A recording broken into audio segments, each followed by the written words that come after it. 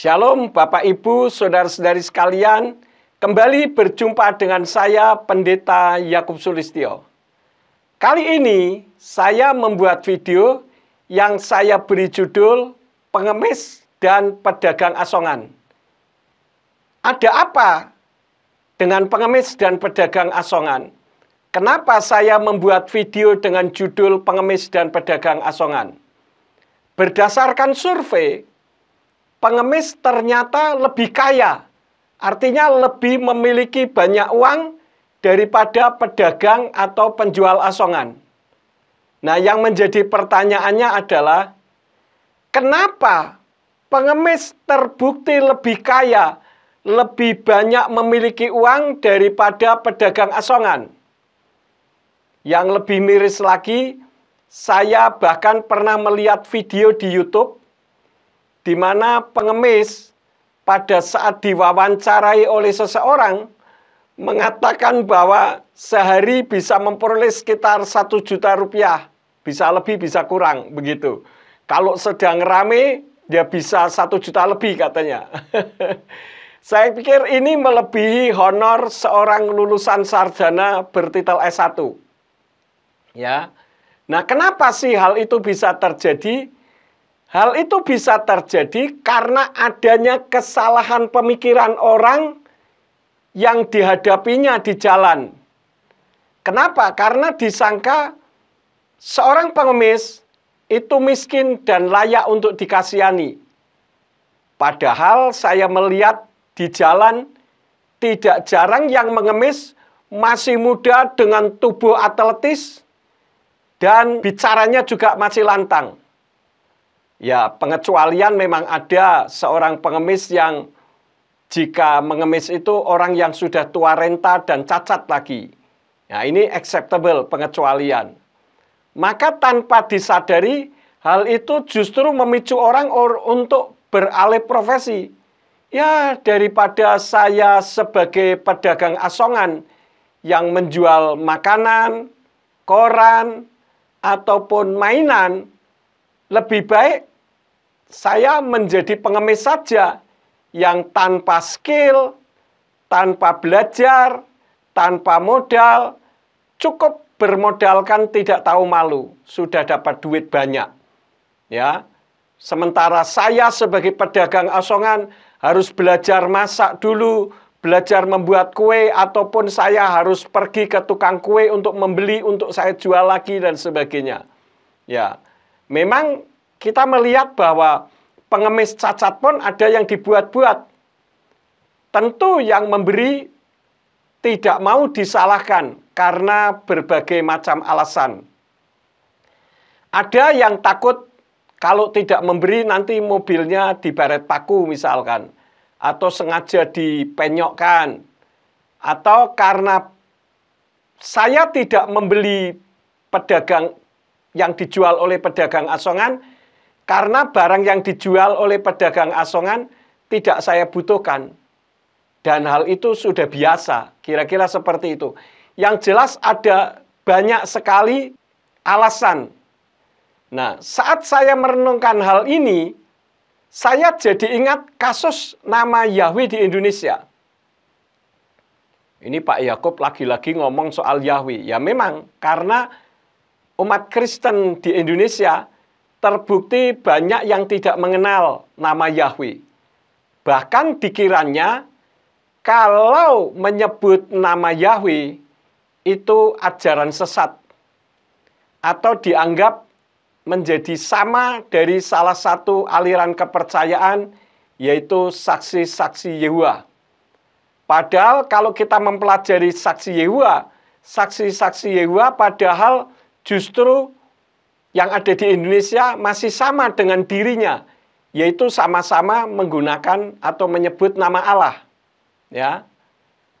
Dan alasan lain, ya seperti pedagang asongan dan pengemis tadi, tidak diperlukan. Nama Yahweh tidak disebut karena sudah biasa. Padahal yang punya nama ingin namanya disebut. Contohnya, di dalam 1 Tawari 16 ayat yang ke-8, dalam kitab Tenak, yang berbunyi Hodu la Yahweh kiru vesmo hodio wa amim alilotai, yang artinya bersyukurlah kepada Yahweh, panggillah namanya. Ya, perhatikan kalimat panggillah namanya. Beritahukanlah perbuatan-perbuatannya di antara bangsa-bangsa. Jadi di ayat itu tertulisnya panggillah namanya, bukan panggillah sebutannya saja. Lalu kalau saya menyebut sebutannya bagaimana, Pak? Ya boleh-boleh saja, karena sebutan bisa diganti-ganti. Gusti, Lord, God, itu sebutan, ya. Tapi kalau Yahweh itu nama. Demikian pula hal itu sudah tertulis di dalam kitab Keluaran pasal 3 ayat yang ke-15, Mazmur 105 ayat 1, dan sebagainya. Ada banyak sekali yang menyatakan bahwa Yahweh itu harus disebut namanya. Karena selalu terbukti di dalam kitab suci, kalau orang Israel tidak menyebut nama Yahweh, pasti yang mereka sembah adalah sesembahan yang bukan dan yang tidak layak disembah. Tetapi ibarat pemberi pengemis yang tidak membeli barang dagangan pedagang asongan, karena dianggap barang yang ditawarkan tidak dibutuhkan, orang yang tidak mau menyebut nama Yahweh juga menganggap nama Yahweh sudah tidak dibutuhkan, karena sudah ada nama Yeshua HaMashiach yang dikenalnya dengan nama Yesus Kristus. Artinya cukup dengan Yesus Kristus saja. Nama Yahweh tidak diperlukan lagi. Padahal Yeshua yang dikenal dengan nama Yesus Kristus itu tidak lain adalah Yahweh itu sendiri yang turun ke bumi dalam wujud seperti manusia. Jadi Yeshua HaMashiach yang selama ini dikenal dengan Yesus Kristus itu bukan manusia, hanya wujudnya seperti manusia, tetapi dia adalah Tuhan. Dan itu sesuai dengan ayat-ayat yang berikut ini. Yang pertama, di dalam 1 Korintus pasal 12 ayat yang ketiga, dalam kitab Hebraic Root Version, dalam bahasa Inggris yang berbunyi, Because of this, I make known to you that there is no one who speaks by the Spirit of Eloah and says that Yeshua is accursed. Neither is a man able to say that Yahweh is Yeshua except by the Ruach HaKodesh. Jadi orang yang mengatakan Yahweh itu Yeshua HaMashiach adalah karena Roh Kudus, karena Ruach HaKodesh, ya. Kemudian di dalam kitab Injil Yohanan atau Yohanes 10 ayat 30, yang dalam kitab Brit Kadasa atau Perjanjian Baru dalam bahasa Ibrani berbunyi, Ani wa ha'af echad, aku dan Bapa itu satu. Itu artinya demikian.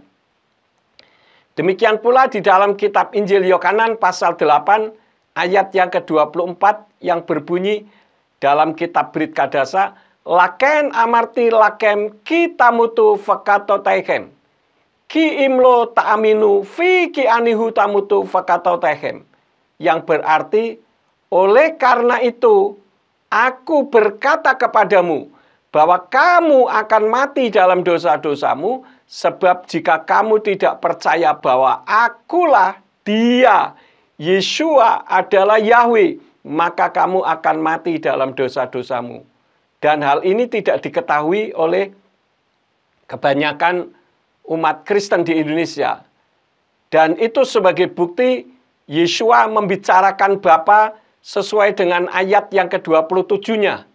Di sana berbunyi, mereka tidak mengerti bahwa dia membicarakan Bapa kepada mereka. Itu sebetulnya yang menjadi alasan Yeshua HaMashiach yang selama ini dikenal dengan Yesus Kristus itu ditolak dan dibunuh dengan disalibkan karena dianggap menghujat Elohim, karena menyamakan dirinya dengan Yahweh yang mereka sakralkan dan mereka kuduskan. Ya. Jadi kembali ibarat orang lebih suka jadi pengemis daripada jadi penjual atau pedagang asongan. Kenapa? Nah, ini yang memiliki makna yang sama. Karena kalau jadi pengemis lebih berduit.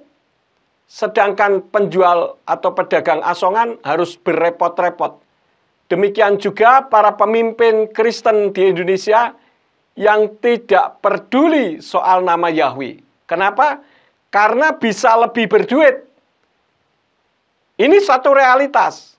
Seperti saya, karena saya tidak lagi menggunakan nama Allah, saya dipecat, saya disingkirkan, dimiskinkan. Jadi karena jika membicarakan nama Yahweh, takut kalau dipecat atau jemaat tidak bisa menerima. Ini bisa berabe. Kalau jemaat tidak bisa menerima sehingga terjadi perpecahan, berarti piring pendeta juga ikut pecah. Padahal nama Yahweh itu sangat banyak, Bapak Ibu Saudara sekalian yang kekasih. Tetapi di dalam kitab terjemahan Yayasan Lembaga Alkitab Indonesia hanya ditulis satu saja, yaitu di kamus. Coba bisa dilihat di kamus. Padahal nama Yahweh di dalam kitab Perjanjian Lama saja tertulis 6.800 kali lebih. Dan di dalam Perjanjian Baru tertulis 231 kali. Sementara nama Allah, baik Allah huruf besar semua, Allah hanya saja yang huruf besar maupun huruf kecil semua, yang dalam bahasa Inggris pun tidak ada, kenapa harus dipertahankan mati-matian? Ini benar-benar sangat tidak masuk akal sehat, ya. Jadi kalau dikatakan kami menggunakan Allah hanya sebutan, apalagi hanya sebutan. Kenapa tidak menggunakan sebutan yang lain? Apakah kalau tidak menggunakan Allah berarti tidak ada Tuhan? Kalau Allah itu dijadikan sebagai sebutan. Bagaimana dengan kitab berbahasa Inggris dan bahasa-bahasa lain yang tidak ada nama Allahnya? Saya pikir karena itu menggenapi di dalam ayat di kitab Hosea pasal 11 ayat yang ke-7. Yang di dalam kitab Indonesian Literal Translation berbunyi, dan umatku betah untuk berpaling dariku. Mereka berseru kepada Yang Maha Tinggi, namun tidak sungguh-sungguh hendak meninggikan Dia. Artinya apa? Orang lebih taat kepada doktrin gereja daripada melaksanakan firman Tuhan. Artinya sama saja dengan membenarkan yang sudah biasa daripada membiasakan yang benar. Nah, para pengemis itu sudah biasa diberi sehingga dianggap benar meskipun tidak benar. Pedagang asongan sudah biasa tidak dibutuhkan karena yang dijual tidak saya butuhkan, sehingga dianggap tidak masalah kalau tidak memberi. Nah, yang menjadi pertanyaannya adalah bagaimana dengan Bapak, Ibu, Saudara-saudari sekalian mau membiasakan yang benar atau membenarkan yang sudah biasa? Sekali lagi, bagaimana dengan Bapak, Ibu, Saudara sekalian? Mau membiasakan yang benar atau membenarkan yang sudah biasa? Ya, untung di Jawa Tengah ini ada peraturan. Kalau orang memberi kepada pengemis bisa kena sanksi, ya, kena denda. Tetapi juga banyak yang tidak mengindahkan karena sudah biasa tadi. Oke, selamat merenungkan apa yang saya sampaikan. Bapak Yahweh Besem Yeshua HaMashiach Beruah HaKodes menyertai dan memberkati Bapak, Ibu, Saudara-saudari sekalian. Haleluya. Amin.